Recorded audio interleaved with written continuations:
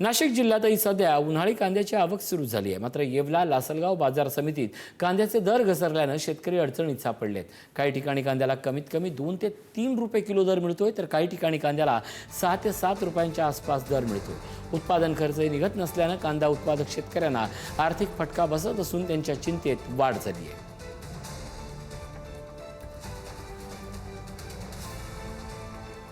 कांदे 7 रुपये किलो गेले।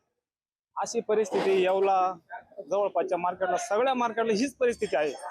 फार अक्षरशः 50 रुपयापासून कांदा विकतो।